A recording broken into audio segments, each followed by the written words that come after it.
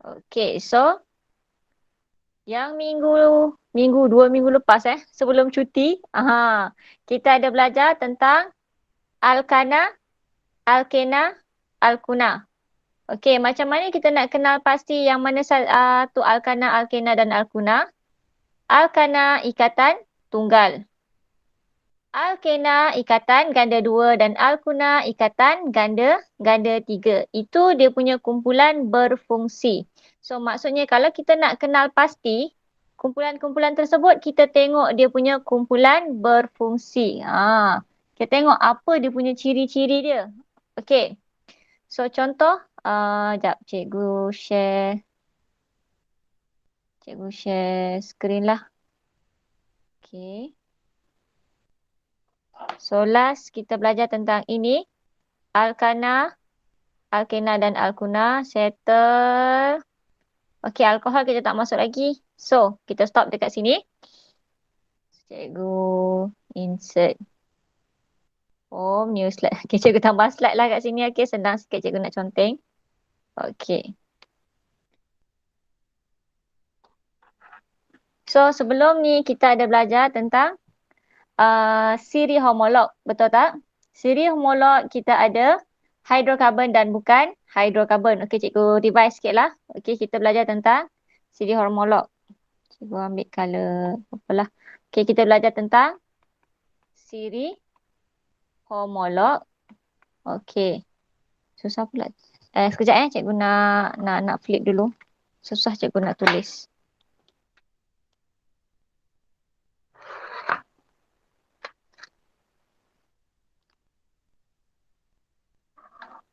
Okey. So kita dah belajar tentang siri homolog dan siri homolog ini kita boleh tengok daripada dua, iaitu apa dia? Hidrokarbon. Okey. Hidrokarbon dan bukan hidrokarbon. Okey, hidrokarbon. Okey, so ada dua.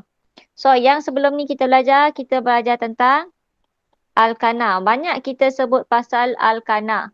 Kemudian kita belajar tentang alkena. Dan yang ketiga kita belajar tentang alkuna. Okey, so alkana, alkena dan juga alkuna. Semua ini adalah hidrokarbon. Siri homolog hidrokarbon.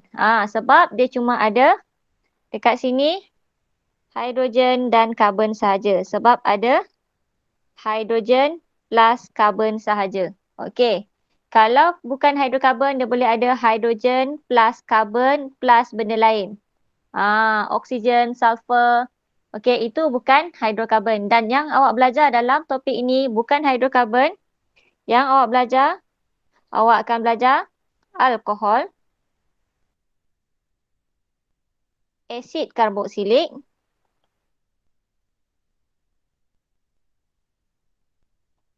dan akhir sekali awak akan belajar tentang ester. Okey, pada minggu sebelum cuti sekolah itu, cikgu ada ajar sedikit tentang bagaimana untuk menamakan alkana, alkena dan alkuna. Ada tak? Ke belum lagi? Ada. Ada kan? Okey. So maksudnya ada ni cikgu boleh tanya lah ni. Okey. So, sebelum itu macam mana kita nak kenal alkana, alkena dan alkuna? Kita tengok dia punya kumpulan berfungsi. Kumpulan berfungsi ni maksudnya apa yang special ada pada siri homolog tersebut. Okey. So, contoh untuk siri homolog alkana dia mesti ikatan tunggal. Ikatan dia satu saja. Ikatan dengan C ataupun dengan H. Semuanya tunggal sahaja. Ikatan tunggal sahaja. Okey.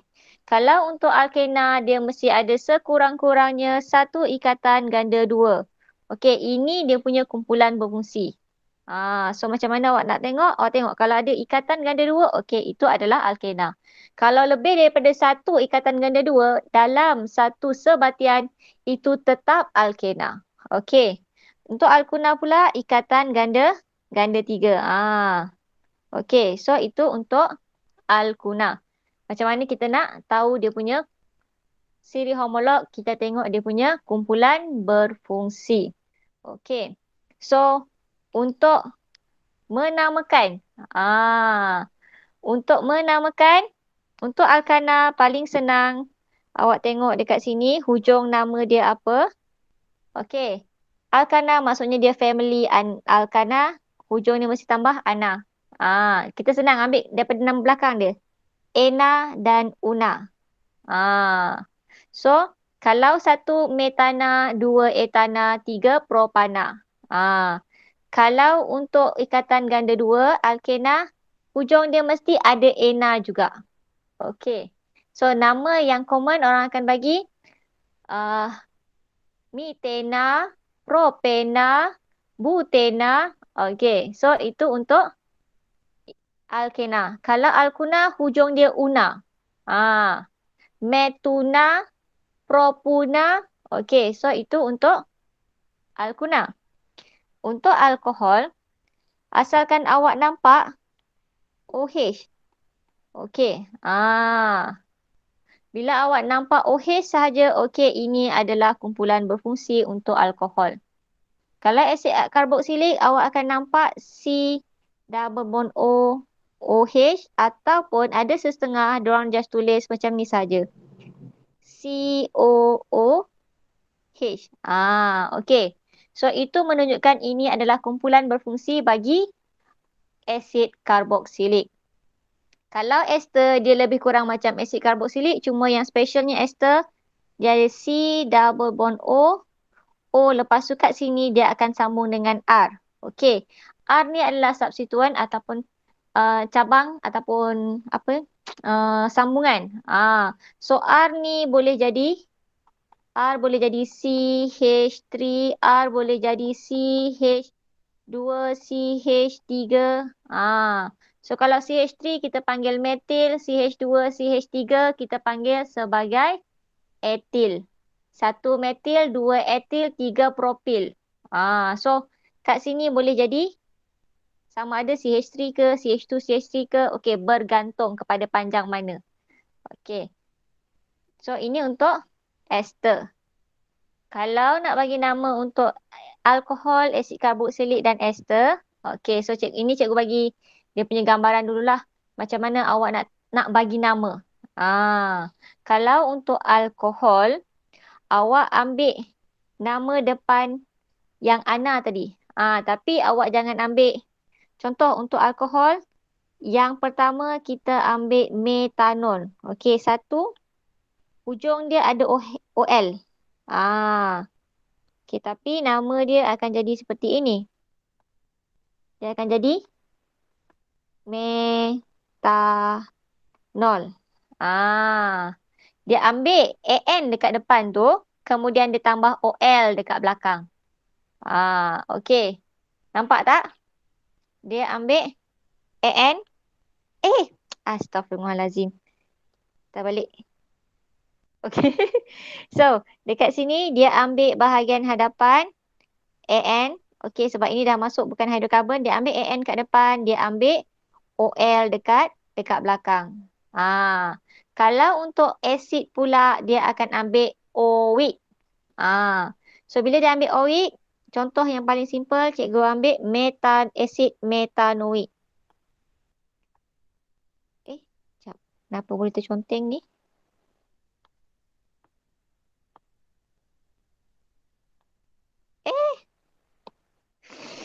Mempelik-pelik je cikgu ni. Okey, contoh dia asid metanoik. Nampak tak dekat sini kita ambil AN dekat depan dia. Okey, AN dekat depan dia. Asid karboksilik OIC. Kalau untuk ester pula, bergantung kepada apa yang bahagian belakang ni. So, kita kena bagi nama belakang dulu. Contoh kalau cikgu letak kat sini, dia metil. So, dekat sini boleh jadi metil metanoat. So, metil, okey. Metanoat.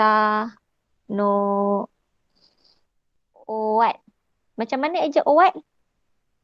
OAT. Betul lah. OAT. Aha. Okay. So, sama juga. Dekat depan dia. Cikgu, Yes. cikgu, yang Yes. metil tu memang untuk semua ada ke? Yang metil tu. Okay. Metil ni awak boleh guna untuk cabang. Okay, nanti cikgu tunjukkan bila kita nak guna yang ada metil ke, etil ke. So, untuk ester memang kita ada untuk ni, substituents ni. So, kat sini kita ada AN dengan OWAT. Okay. So, yang cikgu nak awak faham dulu adalah dia punya nama family dia. Macam mana kita nak bagi nama? Kalau untuk Alkana, Alkena, Alkuna, kita guna nama belakang dia. Contoh kalau Alkana, dia jadi Metana. Kalau Alkena, dia jadi, sebab Alkena tak ada satu, dia ada dua sahaja. Dia boleh start dengan dua, so dia jadi Itena. Kalau Alkuna, dia jadi Ituna. So dekat sini awak kena nampak dahulu. Kalau nak bagi nama, kita kena bagi nama berdasarkan siri homolog dia. Berdasarkan family dia. Sama macam kalau kita, nama kita lepas tu belakang mesti nama ayah kan? Nama ayah ataupun nama mak. Okay.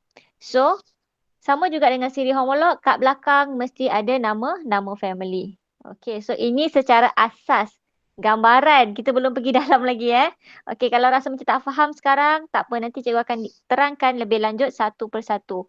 Okay, untuk bagi nama Alkana, Alkena, Alkuna ni ada masalah tak? So far macam secara gambaran ni nampak tak? Nampak. Okay, so, jap. Kita... Oh, cikgu tak boleh nak tekan patah balik. Sekejap Cikgu ambil keyboard. Sebab cikgu dah flip laptop ni. So bila cikgu nak tekan tak boleh. Sekejap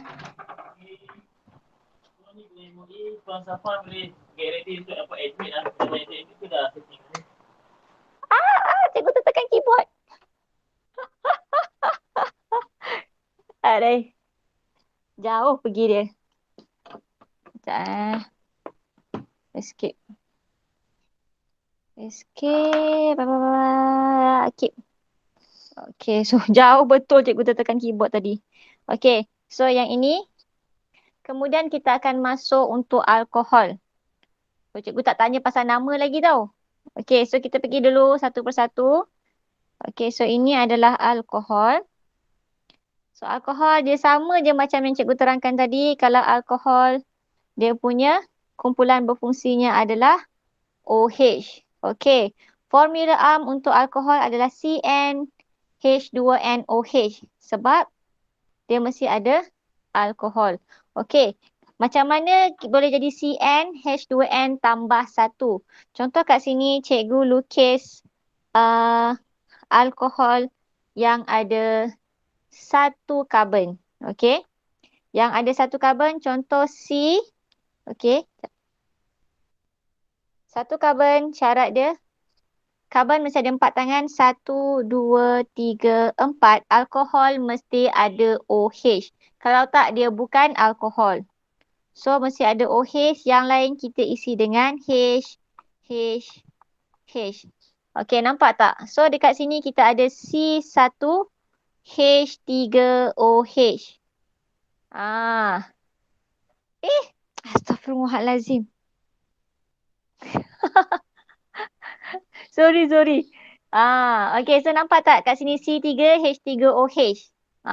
So ini bersamaan dengan HN2N tambah 1 OH. Contoh, kalau kita nak lukis, yang ini metanol. Metanol sebab ada satu karbon. Kalau cikgu nak buat alkohol yang ada 3 karbon.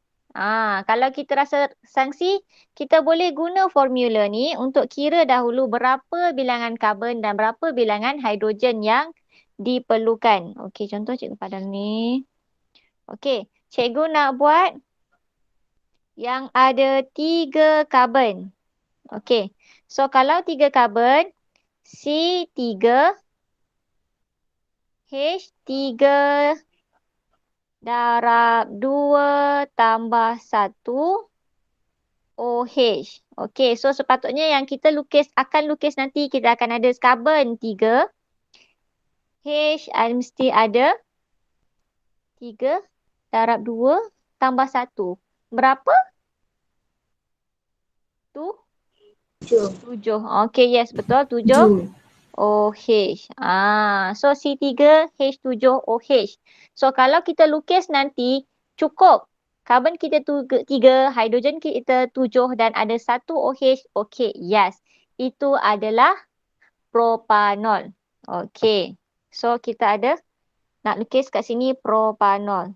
Propanol. Okey.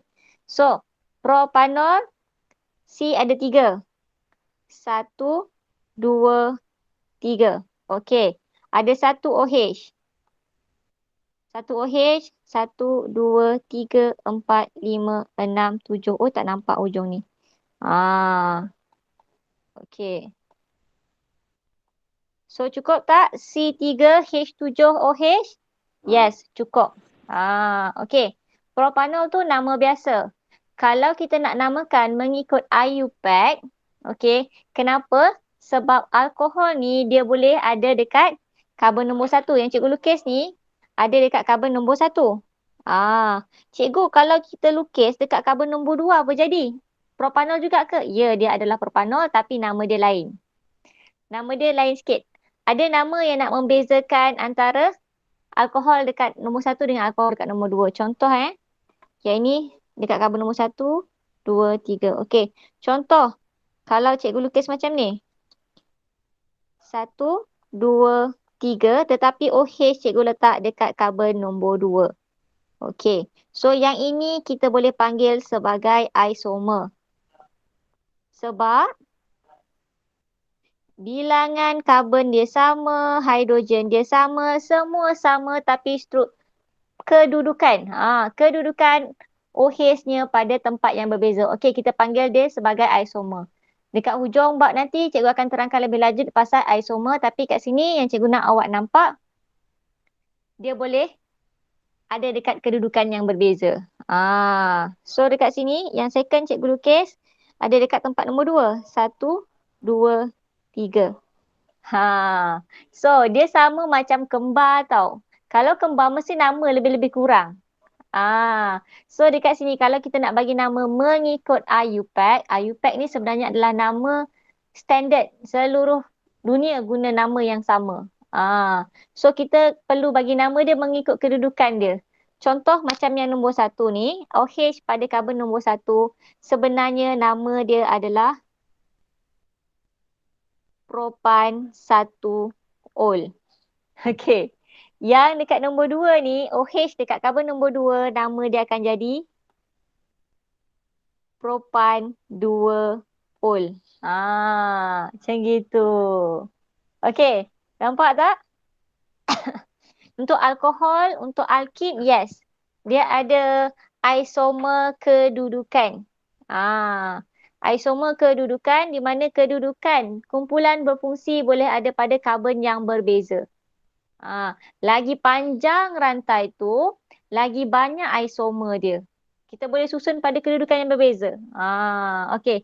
Tapi dekat sini, yang cikgu nak awak jelas, kumpulan berfungsi untuk hidroksil dia mesti ada OH. Okey, dia bukan hidrokarbon, mesti ada OH dan dia punya formula molekul CN H2N tambah 1 OH.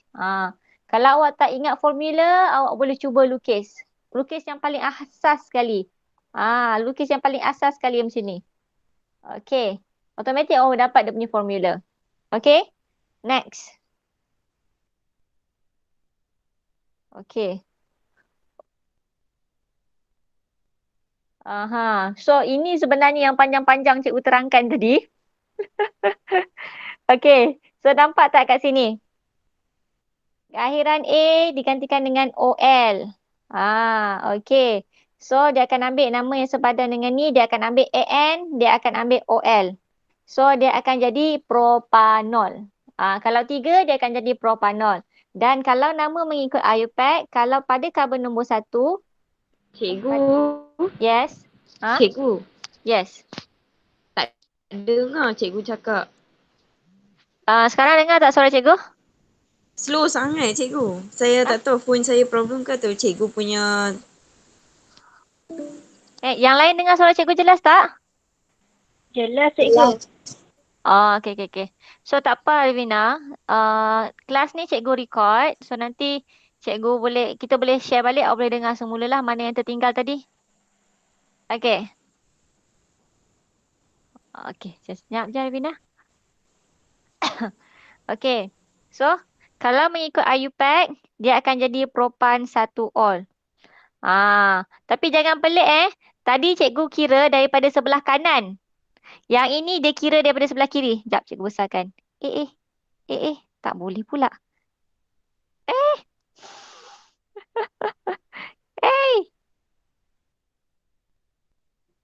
Kat sini. So, tak boleh nak zoom.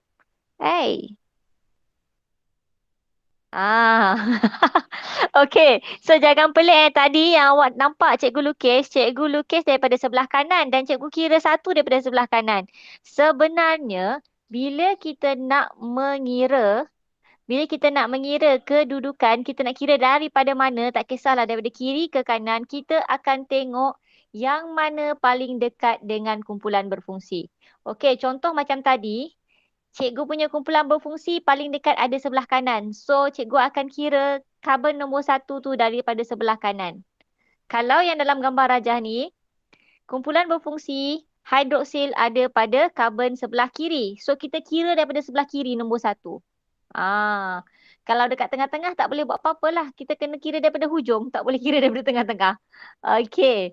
Dapat dekat situ? Cikgu yang ni untuk apa cikgu? Apa dia? Yang ni untuk alkohol ke?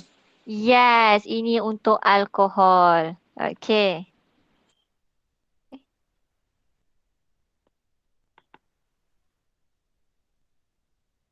Okey, so ini untuk alkohol. Macam mana kita nak bagi nama, macam mana kita nak kenal ini adalah alkohol.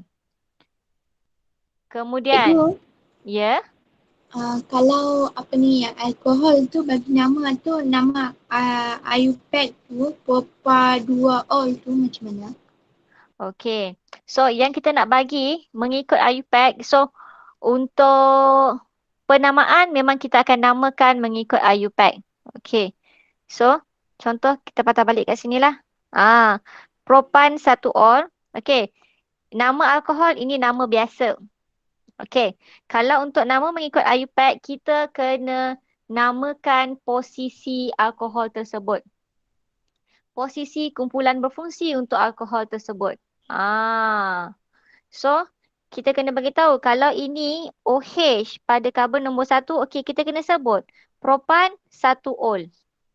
Macam tu. Okey, contoh lain cikgu buat Cikgu buat dekat bahagian bawah. Okey, kat sinilah cikgu lukis. So, contoh kalau cikgu lukis yang besar sikit. Tak boleh nak lukis pula. Tak boleh nak lukis. Tab cikgu bolehlah buat macam ni. Okey. So contoh. Cikgu bagi lagi satu contoh. Nak bagi nama untuk alkohol mengikut IUPAC. Yang ini 3. Cikgu buat yang panjang sikit. 4. 1, 2, 3, 4. Okey. So dekat sini cikgu letak OH dekat karbon. Dekat sinilah. Cikgu letak dekat karbon nombor 1 dulu. Okey. So macam ni. So keliling kita letak dengan hidrogen. Okey. So kalau kita nak bagi nama untuk satu-satu sebatian. Okey. Perkara yang paling penting kita kena tahu. Okey. Dia kumpulan apa. Dia kumpulan apa dan berapa panjang dia punya karbon. So contoh macam dekat sini. Kita dah tahu ini adalah kumpulan alkohol. Siri homolog alkohol sebab dia ada OH. Okey. Kemudian kita kena kenal pasti berapa rantai yang terpanjang. Macam mana nak kira rantai yang terpanjang? Kita kira daripada yang paling dekat dengan kumpulan berfungsi. So, kita akan kira daripada sebelah sini. Kita akan kira daripada sini. 1, 2, 3, 4. Macam tu cara nak kira. So, kita ada 4 karbon. So, kalau awak ingat balik 4, mat, add, prop, but. So, but. Betul tak? Okey. So, dia akan ambil jadi butan.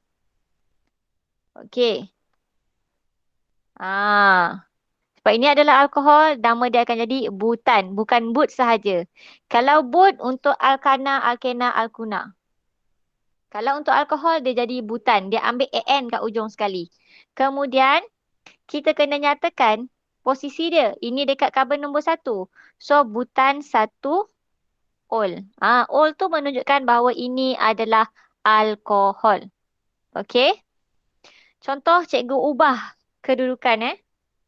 Okey, cikgu ubah kedudukan. Cikgu letak alkohol kita ni dekat sini. Dekat nombor 2. Okey.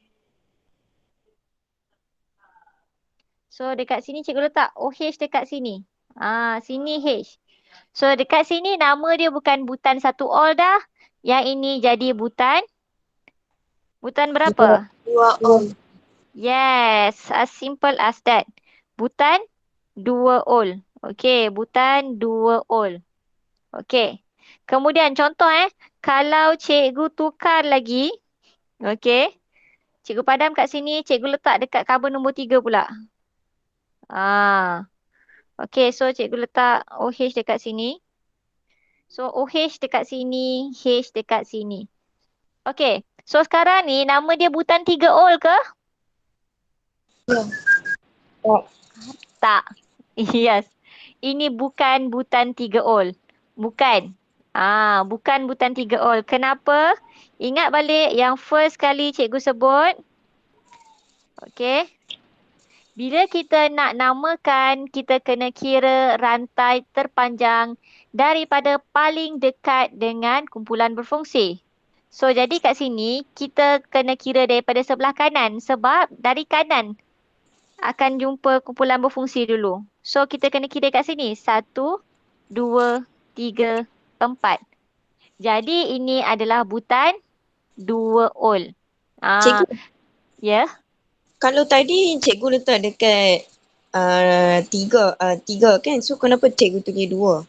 Yang tadi. Okey. Sebenarnya awak bayangkan kalau cikgu buat Lego, okey. Macam mana nak tunjuk? Contoh. Pen cikgu ni kan? Okey. Dia punya apa ya? Cikgu nak tunjuk kat sini.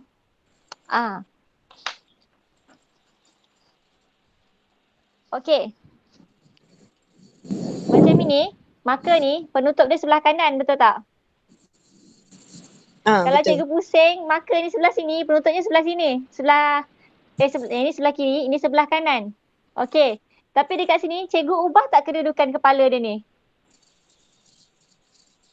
Ubah. Maksudnya cikgu tak cabut pun. Okey. So maksudnya, benda ni sama je. Kalau cikgu pusingkan, okey, dia still benda yang sama. Kalau dia berbeza bila kedudukan dia berbeza. So kalau macam 1 dengan 2 tadi, 1 dekat hujung, 1 dekat tengah sikit. Dia sama macam kalau yang cikgu lukis macam ini. Kalau cikgu lukis lagi 1 macam yang first tadi, dia sama sebenarnya. Pusingkan saja. Kalau nak nampak lebih jelas, kena guna Lego. Tapi nanti cikgu akan jelaskan lebih lanjut masa isoma lah. Tapi dekat sini, syarat dia awak kena kira daripada yang paling dekat dengan kumpulan berfungsi. Dia sama macam yang 3 ni. Kalau yang 3, OH sebelah sini dengan yang 3 C, OH sebelah sini. Okey. nama dia tetap sama. Dia tetap propan 1-ol. So, kalau awak bayangkan ini adalah objek 3D.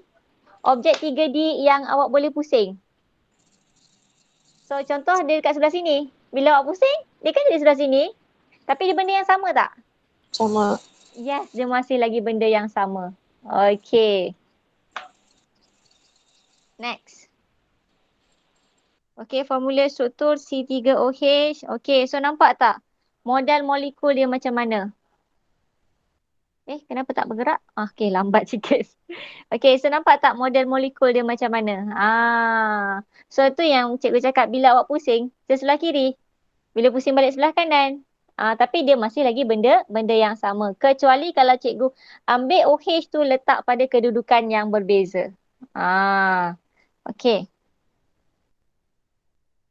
Okay, kemudian kita masuk kepada asid karboksilik. Okay. So, asid karboksilik secara asasnya dia boleh menyebabkan kesakitan. So, kalau kita kena gigit semut, kenapa kita rasa macam pedih, sakit? Sebab ada asid metanoik ataupun asid formik. Sebab dia punya bisa tu ada asid. So, that's why you rasa sakit and then kadang-kadang you akan nampak benjol. Sebab ada asid. Okay. So, cuka pula mengandungi asid etanoik yang juga dikenali sebagai asid asetik. Tetapi, kenapa kita boleh makan cuka? Tapi bukan kita minum terus cuka lah. Okay. Tapi kita boleh makan cuka ataupun konsum dalam makanan sebab cuka adalah asid etanoik yang cair. Kepekatan dia sangat-sangat rendah. Sebab itulah kita boleh konsum dalam makanan. Okay. Next. Okay. So, yang ini untuk kumpulan berfungsi bagi alkohol. Asid karboksilik. So, kalau asid karboksilik, awak akan nampak ini. COOH. Bahagian depan dia sama je macam alkohol tadi. Cuma dia ada, nampak formula dia sama, CnH2n tambah 1, hujung dia COOH. Okay. So, contohnya macam C. Lepas tu, dia sebenarnya macam ni. C double bond O, OH. Cikgu suka lukis macam ni. Sebab sebenarnya antara karbon dan oksigen tu adalah ikatan ganda 2. Sebab karbon kan boleh pegang 4 bond. So, dia macam ni. So, yang ini adalah asid metanoik. So, kalau cikgu lukis 2 pula. C, C. Okay. Sini, sini, sini. So, ini adalah asid etanoik. Sebab ada dua karbon. Okay. Formula struktur. Okay, formula struktur dia sebenarnya macam ini. Dia ada 2 jenis formula struktur molekul. Model molekul. Kita ada formula struktur, formula molekul, model molekul. Tapi model molekul ni jarang masuk dalam soalan periksa, jangan risau. Yang selalu masuk dalam periksa adalah formula struktur dan formula molekul. Formula molekul tu yang ini. CH. Bukan CH ni. Astagfirullahaladzim, macam mana cikgu tulis? Yang tulis. Yang bawah tu adalah dia punya formula molekul. Yang gambar ni adalah formula struktur. Sekejap cikgu padam dulu. Mengarut bawah ni. Okay. Kalau yang dah banyak macam tadi, perasan tak yang cikgu lukis macam ni? Yang sebelah ni. Yang asid etanoik ni. Okay. Yang asid etanoik ni, dia punya formula molekul dia akan jadi formula molekulnya kita akan tulis sebagai CH3COOH. Macam itu. Okey. Yang ini adalah formula molekul. Ataupun ini adalah formula molekul. Yang cikgu lukis ini adalah formula struktur. Struktur tu dia punya gambar. Okey. Okey, so yang ini.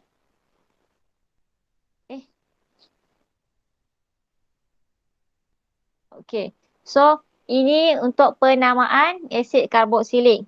Penamaan asid karboksilik sama macam tadi yang cikgu tunjuk kat awal. Kita ambil AN dekat depan, lepas tu kita sambung dengan OH. So, dia akan jadi asid etanoik, asid metanoik, asid propanoik kalau ada 3, asid butanoik. Okey. Untuk asid ni, dia tak ada ubah-ubah position macam alkohol tadi. Sebab kumpulan berfungsi untuk asid mesti ada di hujung. COOH tu mesti ada di hujung. Dapat? So yang ini tak ada 1, 2, 1, 2 ke 3 ke tak ada. Kecuali kalau ada cabang. So yang itu untuk topik apa namanya? Contoh cikgu bagi yang cabang. Sebab cikgu dah tersebut. Okey, contoh kalau ada cabang. Yang cabang ni bila kita nak bagi nama, cikgu bagi contoh. Kejap cikgu bagi. Kita escape dululah. Cikgu nak bagi contoh macam mana kalau ada cabang. Okay. Sifat fizik. Sekejap kita tambah new slide kat sini. Blank. Okay. Macam yang tadi ada metil, etil. Itu bila nak guna, itu bila ada branch ataupun cabang ataupun nak bagi nama untuk ester. Okay. Macam contoh. Bila cikgu lukis macam ini. Cikgu lukis untuk alkana dululah bagi awak nampak kumpulan berfungsi alkana. Kalau cikgu letak 1, 2, 3. Okey. 3. Kemudian cikgu letak satu cabang dekat atas. Satu cabang ke atas CH3. Okey.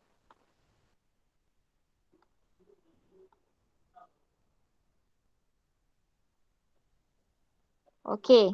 So dekat sini bila kita nak bagi nama dia, kita akan tengok rantai yang paling panjang. So rantai yang paling panjang untuk ni adalah 1, 2, 3. Betul tak? So bila ada 3 rantai paling panjang, so nama dia akan jadi propana. Okey.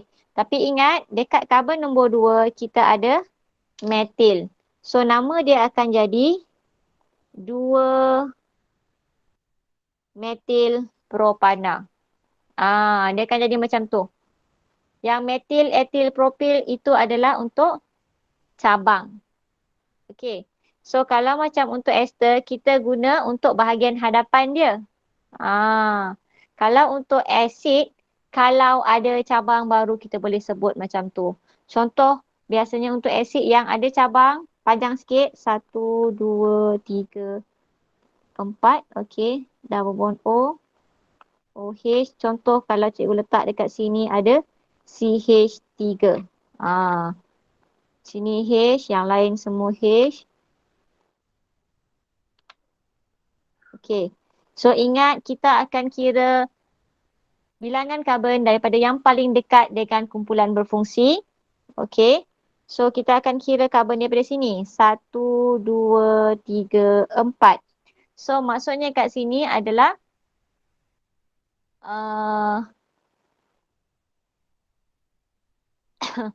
asid ada 4 adalah butanoik. Betul tak? Asid 4 jadi butanoik. Okey. Tapi kita tengok pada karbon nombor 2 ada metil. So 2 metil butanoik ataupun 2 metil asid 2 metil butanoik. Dia jadi macam tu. Okey. Tapi kat sini untuk asid dia jarang lah ada nama pelik-pelik. In English kita panggil sebagai 2 metil butanoik acid. Kalau dalam bahasa Melayu asid 2 metil butanoik lah. Okey. Ini untuk asid. Dekat sini dah masuk sifat alkana, alkena dan alkuna. Tapi sebelum tu cikgu nak tunjuk sedikit tentang macam mana bagi nama untuk ester. Untuk ester, contoh ester yang cikgu bagi kat sini. C, okey. Double bond O. Lepas tu kat sini dia ada CH3. So, kita akan kira sebelah kiri dan sebelah kanan dia. Okey. So, kita akan bagi nama. Kita akan ambil bahagian depan ni dulu. Ada berapa karbon? 1. Kalau 1, dia jadi metil. Dan ini adalah ester. Ada berapa karbon dekat bahagian lagi 1? Ada 2. 1, 2. Okey. So, bila 2 jadi kita NO1. Dia jadi macam tu. So, bila kita nak tulis nama dia, kita akan silangkan. So, dia akan jadi metil eta NO1. Macam tu. Okey. Mau praktis. Nanti tengok buku buku latihan. Kita boleh start praktis lah untuk menamakan. Untuk menamakan. Nanti tengok buku latihan tu So nanti kita boleh discuss macam mana lebih lanjut nak bagi nama. Okey, tapi ini sebagai asas macam mana nak bagi nama untuk ester. Okey. Next. Kita pergi kepada sifat fizik alkana, alkena dan juga alkuna. Okey, bila kita bercakap tentang sifat fizik, kita akan tengok dari segi dia punya melting point, takat lebur. Boiling point, takat didih dia. Kemudian kita boleh tengok daripada segi ketumpatan dia, kekondaksian elektrik dia. Betul tak? Ketelarutan dia. Ada 5 benda yang cikgu sebut tadi. Okey. So, bila kita nak kenal pasti sifat fizik, kita akan tengok kepada 5 benda ni. Takat lebur, takat didih, ketumpatan, ketelarutan dan kekondaksian elektrik. Jelas suara cikgu? Jelas. Okey.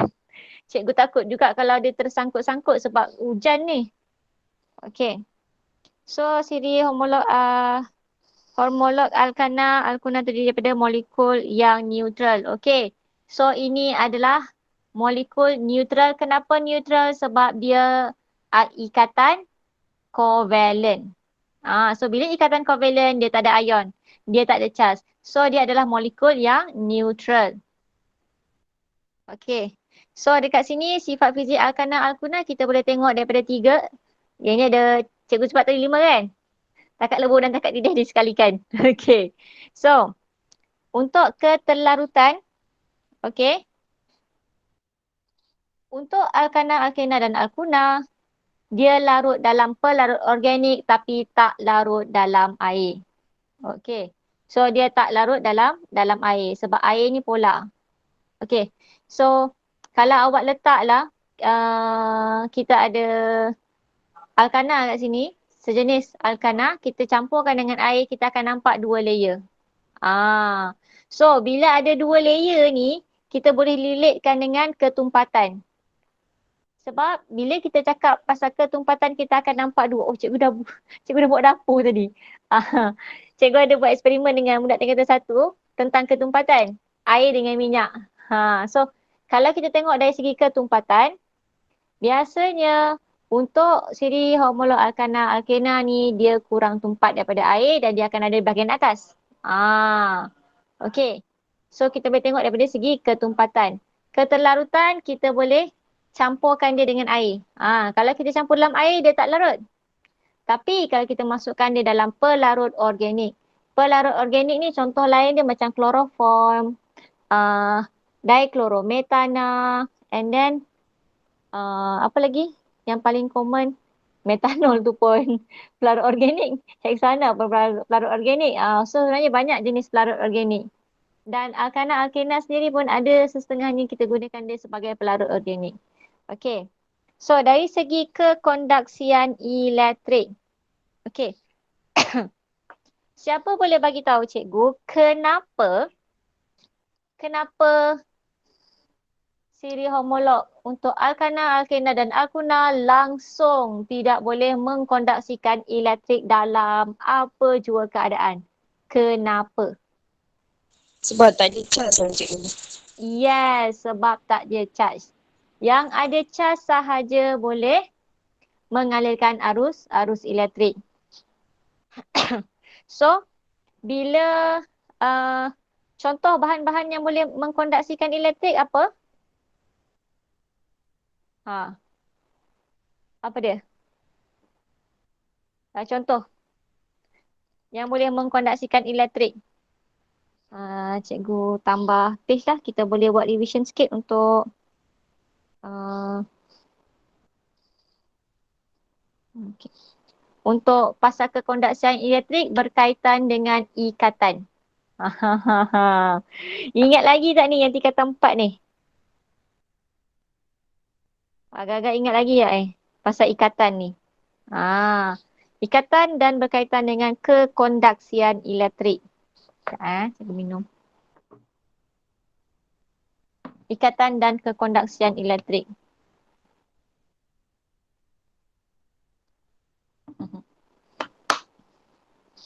Okay. So, kita ada hidrokarbon, sebatian hidrokarbon kita. Kita ada sebatian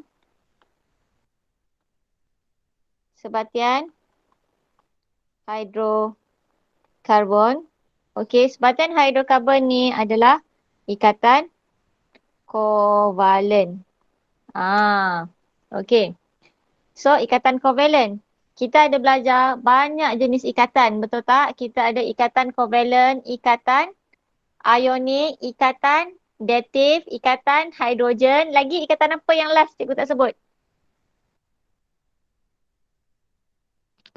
Apa nama lagi satu ikatan tu?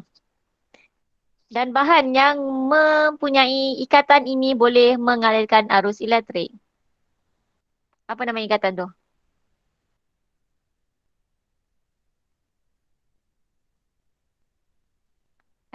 Senyap. Cikgu dah sebut 4 jenis ikatan yang awak belajar masa tingkatan 4. Lagi satu apa? Yang last sekali. Ikatan datif. Oh, cikgu dah sebut ikatan datif. Apa bahan yang boleh mengalirkan arus elektrik? Asid No. Air. Tak. Nampak cikgu tunjuk apa? Ikatan hidrogen. Tak. Nampak tak cikgu tunjuk apa? Besi Yes. Logam. So, Ikatan logam. Yes. Good. Dapat pun. Ikatan logam. So, kita ada banyak ikatan ni. So, kita ada banyak ikan. Tengok cikgu tulis ikatan pun dah jadi ikan dah ni. Macam mana ni? Tengah hari dah ni. So, kita ada banyak belajar tentang ikatan. Kita ada ni ikatan kovalen. Kita ada ikatan ionik. Kita ada ikatan datif. Kita ada ikatan hidrogen. Kita ada ikatan logam. Okey. So, antara semua ni, mana yang boleh mengalirkan arus elektrik atau boleh mengkondaksikan elektrik? Ada 2 sahaja. Okey. Ikatan ion. Yes, ikatan ionik dan juga logam. ikatan logam. 2 ni je yang boleh mengalirkan arus elektrik ataupun boleh mengkondaksikan elektrik. So, ini boleh mengkondaksikan selalu terconteng. Selalunya kalau terconteng macam ni, bila skrin kena dekat cikgu punya gelang. Okey. Mengkondaksikan elektrik. Okey. Cuma yang bezanya untuk sebatian ionik, dia boleh mengkondaksikan elektrik dalam 2 keadaan sahaja. Iaitu keadaan leburan ataupun keadaan Cecair. aqueous. Cecair kan cikgu? Cecair. Yes, cecair.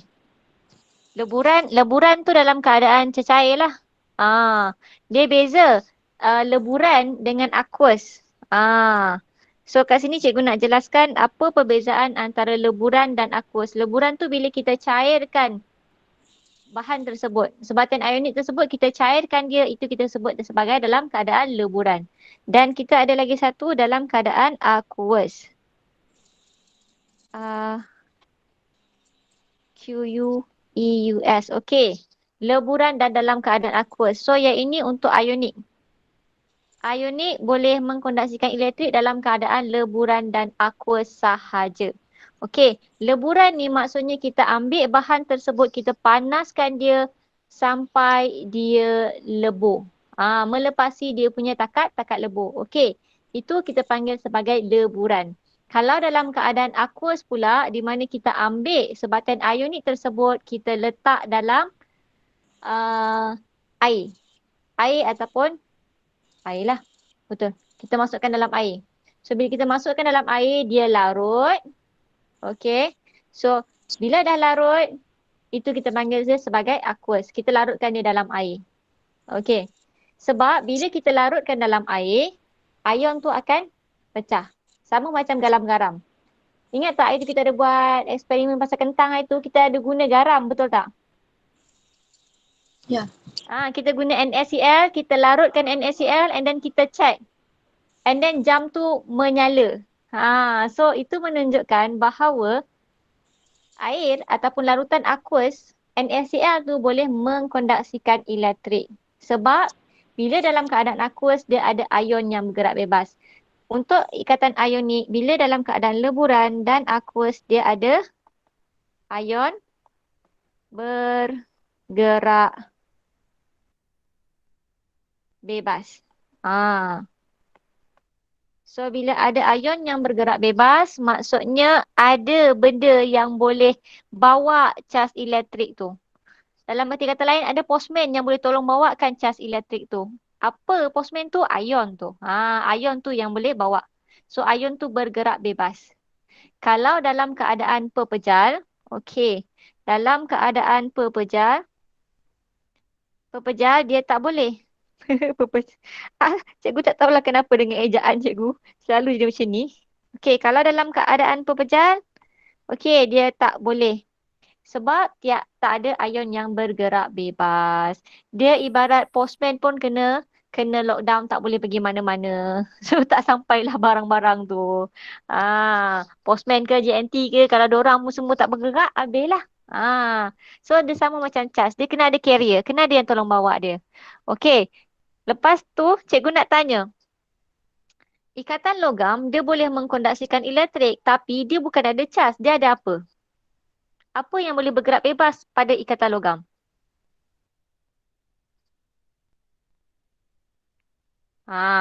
Siapa ingat lagi? Ikatan logam ni macam mana? Ada apa pada ikatan logam? Okey. Ingat lagi tak pasal ikatan logam apa? Ikatan logam. Harvina? Ingat something? Ion ke cikgu? Ikatan logam. Dia punya, bukan dia punya ion yang bergerak bebas, tapi dia punya lagi satu. Apa lagi satu yang bergerak bebas dekat ikatan logam? Elektron lah. Ya, good. Betul. So, dekat ikatan logam, dia ada lautan elektron. Lautan elektron. Okey, lautan elektron ni lah yang boleh bergerak bebas dan membawa charge. So kalau ingat balik, ikatan logam ni, apabila logam ni dia membebaskan dia punya elektron pada petala paling luar, elektron valence dia dibebaskan. Okey. So bila dia bebaskan elektron tu, dia membentuk positif ion. Dia membentuk positif positif ion. Okey, so awak bayangkan ini adalah atom logam yang telah membebaskan dia punya elektron valence. So bila dia dah bebaskan elektron valence, dia jadi positif ion. Okey, bila ada positif ion, elektron yang terbebas tadi akan ada di sekeliling. So ion ni akan ada di sekeliling ni. Ion pula. Elektron ni akan ada di sekeliling dan membentuk lautan elektron. Okey. So daya tarikan antara elektron. Elektron ni negatif. Ion logam tu bersifat positif. Negatif dengan positif akan attract to each other. So itulah sebenarnya yang membentuk ikatan logam tersebut.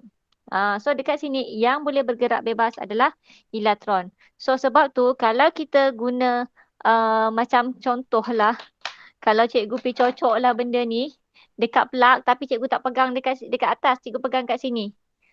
Boleh jadi cikgu kena renjatan elektrik sebab dia boleh mengkonduksikan elektrik. Okey, sebab ini logam. Okey. Walaupun dalam keadaan pepejal. So ikatan logam ni mesti dalam keadaan pepejal. Okey. Habis. Kenapa sesuatu bahan boleh mengalirkan atau mengkonduksikan elektrik? Okey. Sebatian hidrokarbon tak boleh sebab dia terdiri daripada ikatan kovalen. So bila ikatan kovalen dia tak ada ion yang bergerak bebas. Sebab itulah dia tidak boleh mengkonduksikan elektrik. Cikgu buka aircon tapi cikgu buka pintu. Lama cikgu buka pintu. Okey. Next kita sambung kepada seterusnya. Sifat fizik alkohol dan asid karboksilik. Okey, tadi untuk alkana, alkena, alkuna. Untuk takat lebu dan takat didih, patah balik Cikgu lupa sebut tadi. Ni. Cikgu lupa nak highlight kan. Takat lebu dan takat didih. Sebab jauh sangat dah pergi. Okey, untuk takat lebu dan takat didih. Alkana, alkena dan alkuna. Takat lebu dan takat didih dia rendah. Tetapi bertambah apabila saiz molekul bertambah. Macam mana kita nak tahu saiz molekul tu bertambah? Kita tengok bilangan karbon dia. Semakin banyak bilangan karbon dia, maksudnya semakin besar molekul tersebut. So, kalau awak tengok perbandingan antara takat lebu dan takat didih, bagi siri homolog yang sama, contoh alkana saja, siri homolog alkana, semakin bertambah bilangan karbon dia, semakin besar saiz molekul dia, semakin tinggi dia punya takat lebu dan takat didih. So kat sini ada contoh. Kalau awak tengok pada muka surat 78, nampak tak kat situ? Takat lebu dan takat didih dia semakin meningkat. Apabila saiz molekul bertambah. Okey. Settle yang itu. Kemudian kita tengok pada sifat fizik alkohol dan asid karboksilik. Okey. So alkohol dan asid karboksilik sebatian organik bukan hidrokarbon. Okey, kita tahu kenapa dia bukan hidrokarbon sebab dia ada oksigen. Ni oksigen, ini oksigen. So bila ada oksigen selain daripada hidrogen dan karbon, dia adalah bukan hidrokarbon. Okey. So, takat didih alkohol dan asid karboksilik secara relatifnya lebih tinggi daripada alkena. Yes, memang betul lah. Dia lebih tinggi daripada alkena. Okey. Kemudian keterlarutan dan asid karboksilik dalam air berkurang apabila saiz molekul bertambah. Okey, dekat sini bermaksud alkohol dengan asid karboksilik dia boleh larut dalam air. Okey, tapi keterlarutan dia berkurang apabila saiz molekul bertambah. Lagi besar molekul dia tu, lagi banyak bilangan karbon dia, lagi susah dia nak larut dalam air. Okey. Dapat? Okey, so ini perbezaan. Bukan perbezaan, dia just tunjukkanlah antara alkohol dengan asid karboksilik. So contoh, untuk asid karboksilik, takat didih dia rendah, meningkat. Cikgu guna highlight lah. Okey. So, meningkat apabila bilangan atom karbon per molekul meningkat. Aha. Okey. Takat didih untuk alkohol pun sama juga meningkat bila bilangan atom per karbon molekul meningkat juga. Sebab bila karbon bertambah, saiz molekul pun bertambah. Okey. So, keadaan fizik pada suhu bilik. Pada suhu bilik, untuk alkohol 11 ahli pertama. So, maksudnya alkohol yang daripada karbon dia 1 sampai karbon dia 11, okey, wujud dalam keadaan cecair. Kalau untuk asid karboksilik pula 9 yang pertama wujud dalam keadaan cecair. So, kalau cikgu tanya, asid heksanoik, pepejal cecair ataupun gas?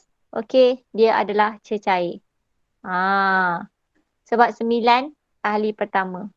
Kalau masuk yang 10, so dia dah dalam keadaan pepejal. Okey, keterlarutan dalam air. Dan Ya. cikgu gas ada. Gas tak ada? Pepejal. Tak ada. Dia boleh dalam keadaan gas. Cuba kita tengok untuk alkohol metanol. Okey. Kalau dia pada suhu yang tinggilah. Sebab untuk alkohol metanol, dia punya melting point, dia punya boiling point pun dalam 60 something. 60 darjah Celsius something. So maksudnya walaupun pada suhu bilik, metanol yang ada satu karbon untuk alkohol dalam keadaan cecair.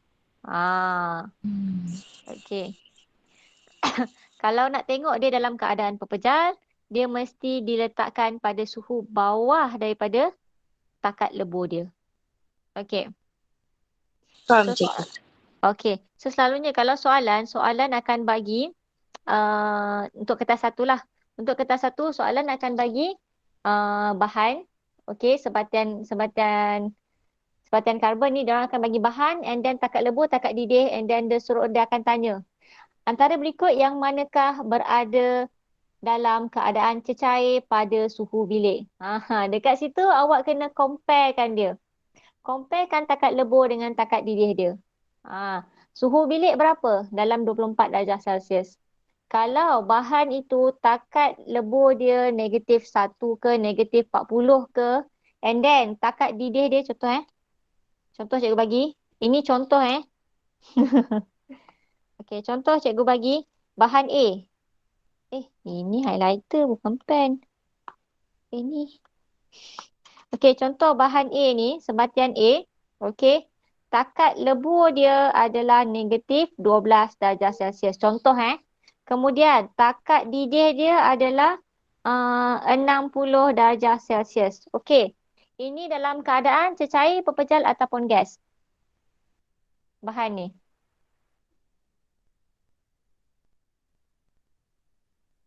Cair.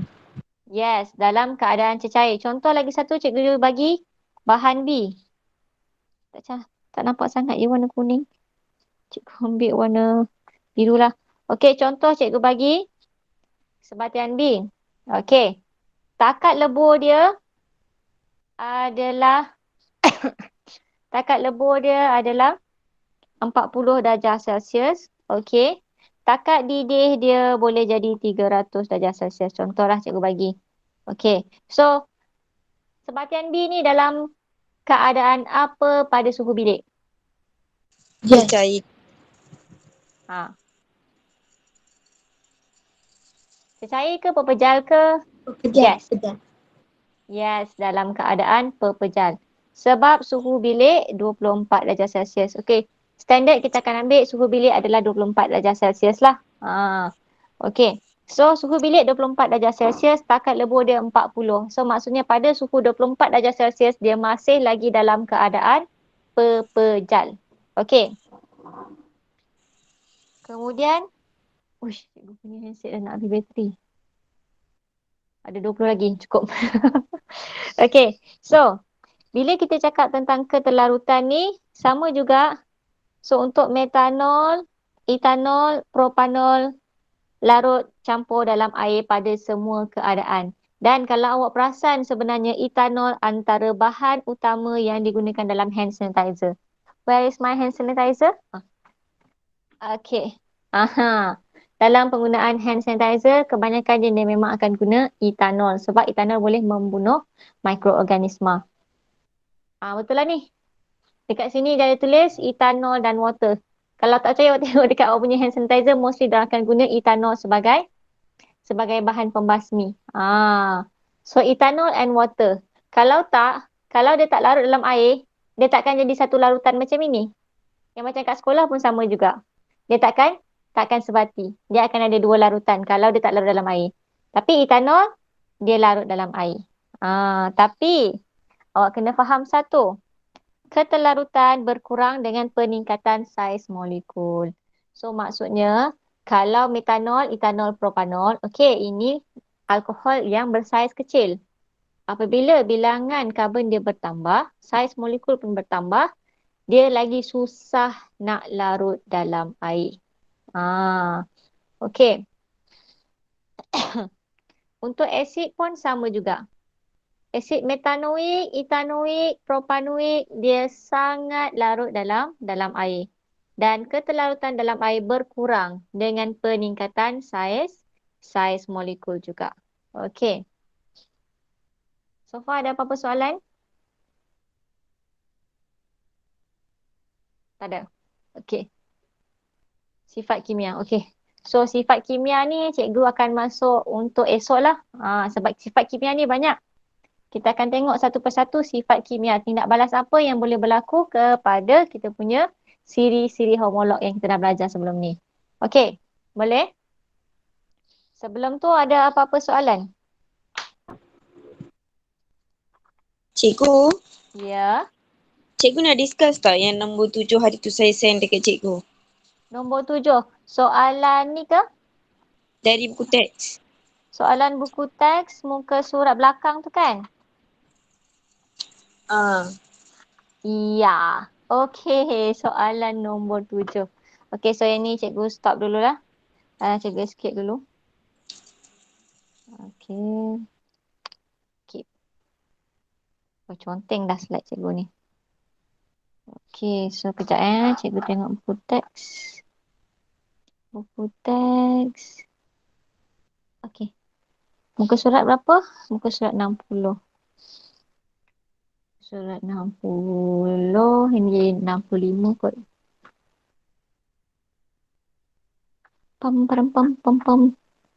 Pam pam pam pam pam. Telajak. Okey, so yang ini. Aha. So dah siap belum ni? Lama punya soalan ni. Ini bab sebelum ni.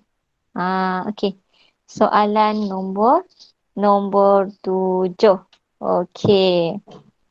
So dekat sini dia suruh kita cari dan namakan hasil yang terbentuk. Okey. Dah cuba belum jawab soalan ni? Dah cikgu tapi tak pasti. Okey, tak apa. Sekejap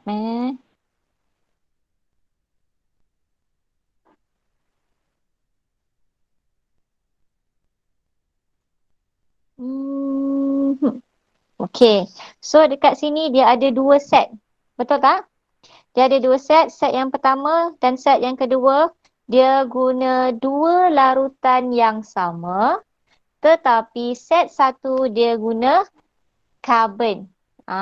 So bila set satu dia guna karbon. Karbon ni dia tidak bertindak balas. Sekejap. Mana pen dia ni? Okey. So karbon ni adalah elektrod yang lengai. Dan dia tidak bertindak balas. Tak bertindak balas dalam eksperimen ni. Okey, tetapi yang ini dia guna elektrod kuprum. Okey. So, dekat sini dia tanya apa yang akan terhasil dekat set 1 dan apa yang akan huraikan secara ringkas ujian kimia untuk mengesahkan hasil pada anod. Okey.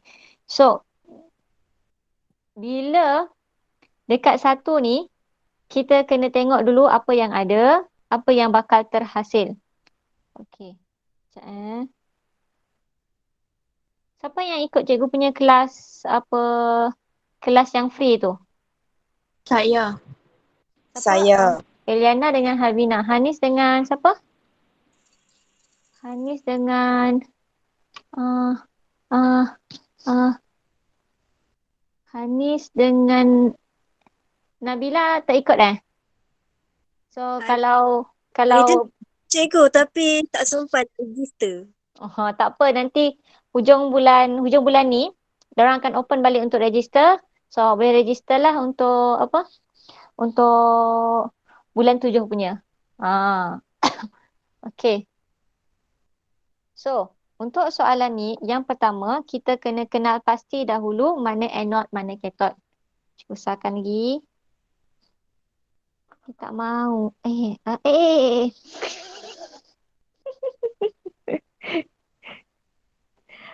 Dah hang dah ni. Lambatnya. Okay. So, macam mana kita nak tahu apa yang terhasil? Kita tengok mana anode, mana cathode. First, kita kena kenal pasti ion yang ada dalam larutan kita tu. Okay, so kat sini dia guna kuprum nitrat. So, bila kuprum nitrat, ion yang ada adalah Cu2 plus dan NO3 minus. Tapi ini larutan. Ingat, kalau larutan dia mesti ada H plus dengan OH minus. Okay. So, soalan tanya apa yang terhasil dekat terbentuk pada anode. Okay, mana satu anode? Yang pendek. Yang pendek ini cathode. Yang panjang ini anode. Okay. Kalau awak nampak dekat situ, nampak tak ada punya trik? Dia tunjuk ada balang terbalik ni.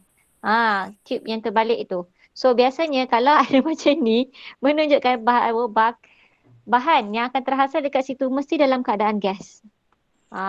Selalunya mesti macam tu. Okay. So, anode adalah terminal positif. Okay. Cathode adalah terminal negatif. Yang akan pergi dekat anode adalah ion bercas negatif. So yang akan pergi dekat anode adalah ion yang bercas negatif. So ion yang bercas negatif adalah yang ini dengan yang ini. Kemudian kita kena pilih. Kita kena pilih antara NO3 dengan OH minus. Okey, yang mana satu yang akan dinyahcaskan dekat anode. Okey, so macam mana kita nak pilih mana yang akan dinyahcaskan, kita akan tengok daripada siri homolog ataupun kita boleh rujuk kepada bacaan elektrod piawai. Cuba tengok dekat bacaan elektrod piawai.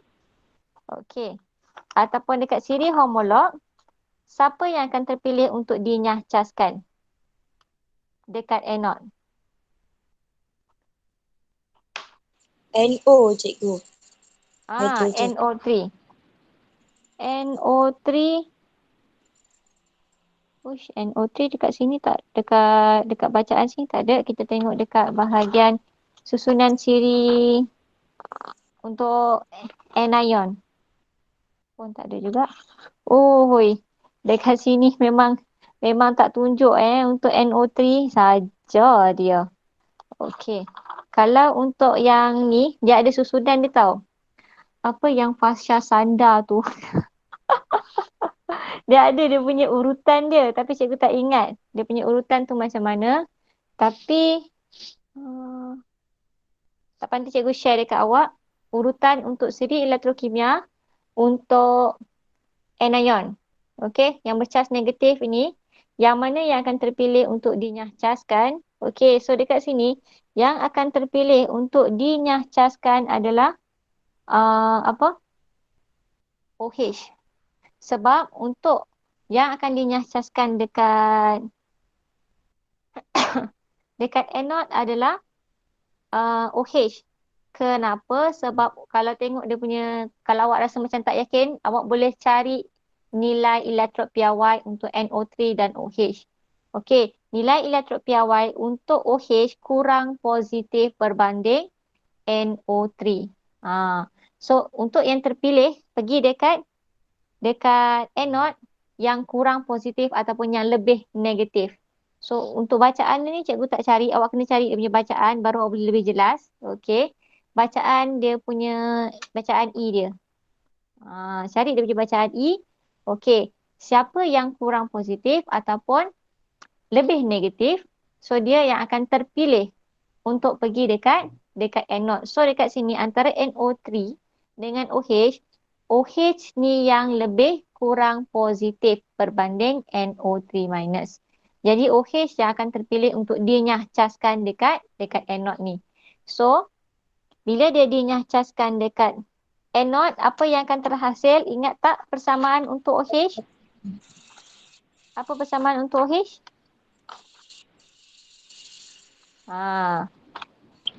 Dia akan hasilkan apa? Oksigen. Yes, betul. So, dia akan hasilkan oksigen. So, persamaan dia akan jadi, sekejap, cikgu tulis kat atas ni lah. Persamaan dia akan jadi apa? H2O2. H2O2.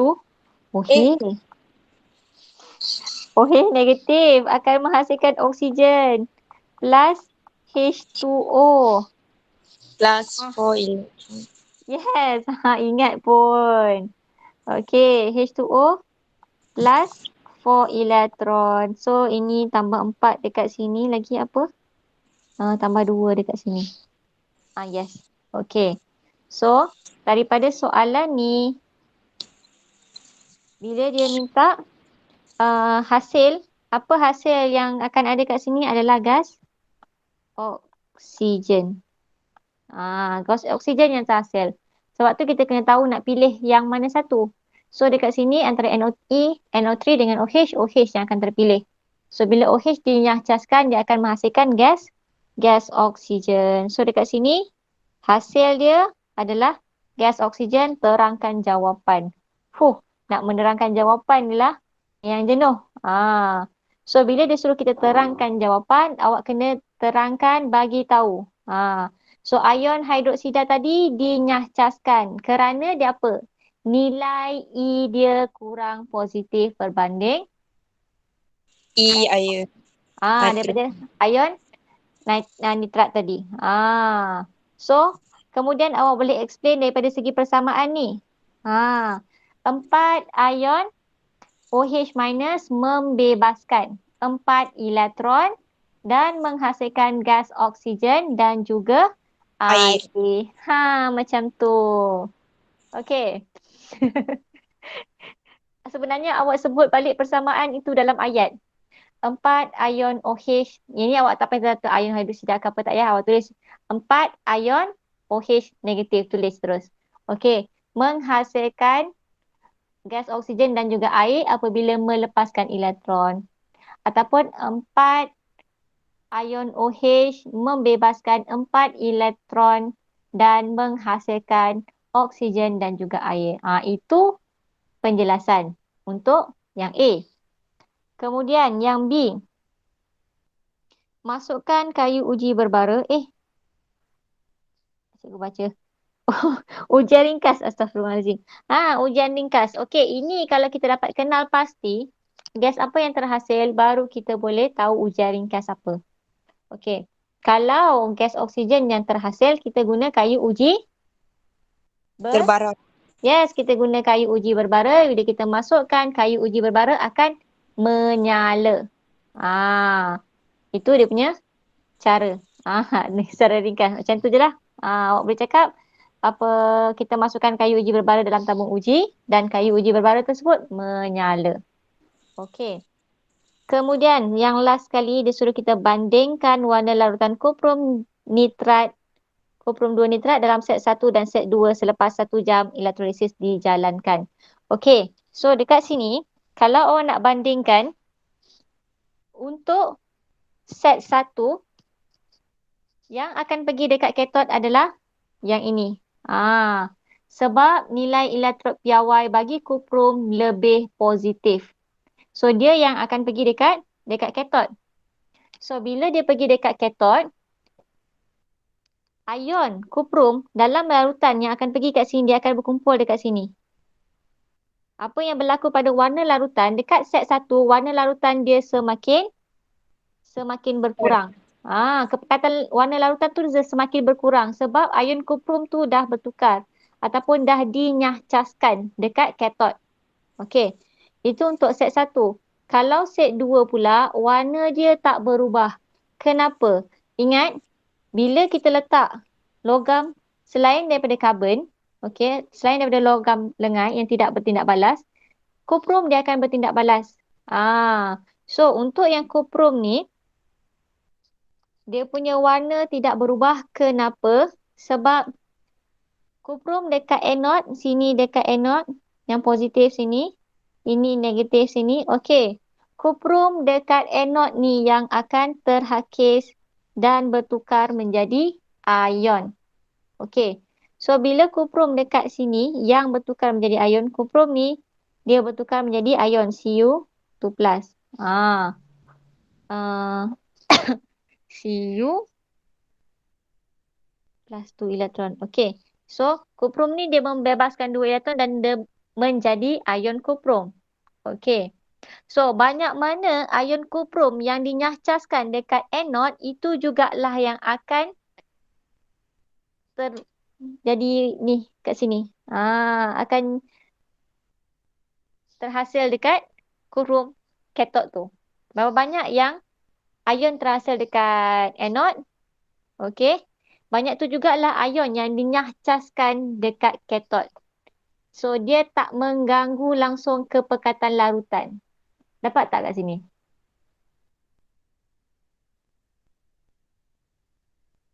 Hello? Dapat. Dapat. Okay. So, hopefully faham So, sebenarnya untuk yang set 2 ni adalah cara dorang buat apa? Penulinan logam, penyaduran logam, dorang akan guna yang kedua. Dorang akan guna logam yang dorang nak sadur tu. Kalau dorang nak sadur dengan kuprum, dorang akan guna logam kuprum pada kedua-dua elektron. Contoh kalau untuk penulinan logam, apa yang dorang akan buat? Dorang akan letak logam tak tulen dekat sebelah anod, logam yang tulen dekat sebelah katod. So yang tak tulen ni dia akan dinyahcaskan, jadi ion dan pergi dekat kita punya katod tadi. So kat sini kalau untuk jawapan awak kena bandingkan dari segi dia punya elektron. Apa yang berlaku? So contoh kat sini warna biru larutan kuprum sulfat semakin pudar pada set 1. Okey. So dekat set 1 warna dia makin pudar. Okey, tetapi warna biru dekat set 2 tidak berubah. Okey, kenapa? Sebab kepekatan ion dekat set 1 semakin berkurang sebab dia dah dinyahcaskan dekat sini. Kepekatan ion kuprum semakin berkurang sebab dah dinyahcaskan. Kalau dekat set 2 pula, kadar ion kuprum dinyahcaskan membentuk ion kuprum di katod adalah sama dengan kadar atom kuprum mengion. Sama. Atom kuprum yang mengion dekat anod sama banyak dengan atom kuprum yang dinyahcaskan dekat katod. Sebab itulah warna larutan tu tak terganggu langsung. Okey. Settle? So esok kita akan sambung untuk sifat kimia sedia homolog. Okey. Kalau ada soalan-soalan lain yang masih belum jelas, boleh bagi tahu dalam grup. Nanti kita boleh bincangkan setiap kali habis kelas. Okey. Okey. So, good luck semua. Good luck semua. Dan tugasan yang cikgu bagi tu, buatlah. Kalau ada apa-apa yang tak faham, boleh tanya semula pada cikgu. InsyaAllah cikgu akan bantu mana yang cikgu mampu. Okay, so jumpa esok. Terima kasih cikgu. Okay. Terima kasih cikgu. Bye-bye. Okay, sama-sama. Bye.